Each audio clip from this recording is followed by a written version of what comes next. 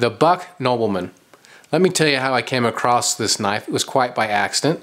My son and I were at an outdoor retailer show and his birthday was coming up. Took him over to a bunch of knives. Most of them were Buck, had a little bit of other stuff in there.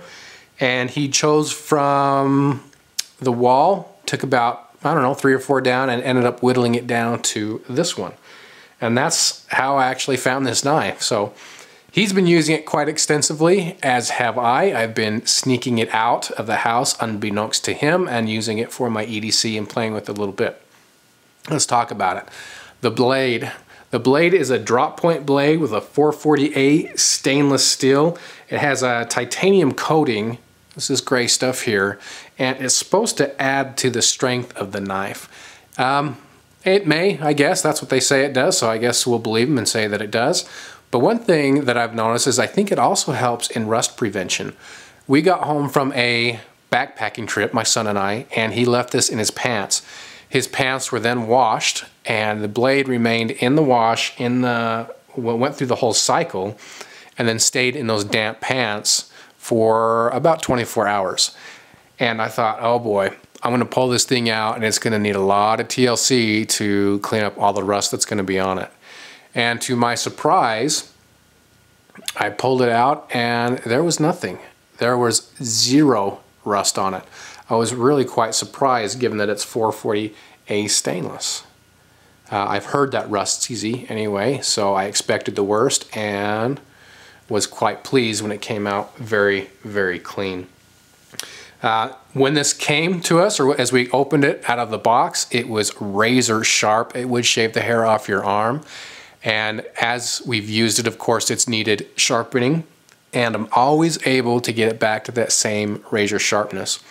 In fact, one time we were out, my son he just picked up a stone and he was trying to sharpen the blade on the stone that he randomly picked up by himself. And I thought, oh, that's gonna do a number on the edge. We did take it home and sharpened it and it brought it right back to that razor edge. So it sharpens very easy. Deployment, really like the deployment of this blade. It comes out very fast, very nice.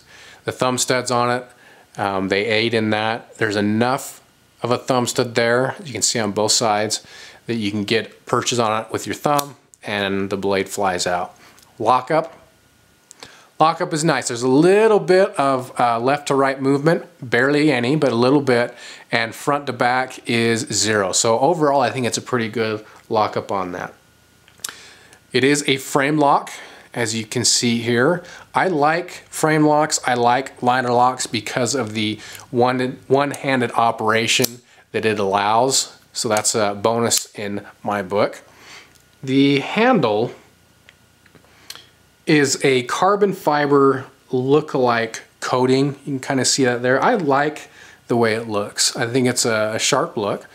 On the left side, and we'll talk about this in a minute, the left side is kind of a rubberized coating and I like it. I like the feel that it gives. The right side does not have that, but you've got the clip here to kind of help lock that in place. This, where it has worn off, that was part of the wash cycle it went through. It was fine until it went through that.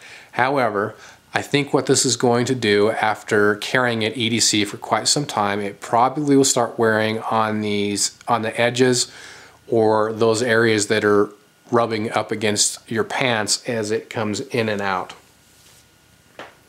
The pocket clip. Well, the pocket clip is where it is and it's going to stay where it is. It's not going anywhere. It's that one configuration and it's tip down. And for a lot of people, you know what, that's not an issue at all. In fact, a lot of people prefer the tip down. Whoops. I prefer tip up carry, but that's just me. It's got the nice flow through pillar construction, so you can kind of see all that garbage that's in there right now, so it's easy to get that stuff out. In fact, a lot of that might be tree gum, I'm not sure, that's starting to collect all the fuzz on it. Look at that, that's kind of fun. Price. Did a quick check on the internet and I found this blade anywhere from $23 to $30. Now, if you're talking the upper end, I actually got this blade for 15 bucks. That is a great deal for this nice little blade. But $30. What else will $30 get you? And just to throw in a couple of knives, the Spyderco Tenacious and the Ontario Rat 1 Folder. Those blades are also $30. So your $30 is going to get you a lot more blade. But you know what? Maybe you don't want this big of blade. Look at the difference in size there. Maybe you don't want that big of blade. Maybe that's not what you're after. Maybe you're after something a little smaller. That's a great way to go. Personally, I don't mind the big blades. In fact, I tend to prefer the bigger blades for most things. But the Buck Nobleman, it kind of fits the smaller roll compared to these two, and it's very much more thin in comparison, and just an overall smaller knife, and I know a lot of guys like that. So again, you can pick this blade up for 23 bucks if you look on the internet, and again, this was just a quick search. I think it is a great blade. I like the blade, and for the price point, it's really not a bad little knife. So if you're after something like this, something a little smaller, something a little thinner, this might just be the blade for you. So, all right, guys, that's it. I want to keep this as short as I can. I'm done. Thanks. We'll talk to you later. The Buck Nobleman. This has been a pretty good little knife, so let's talk about it. I don't like that. Let's start over.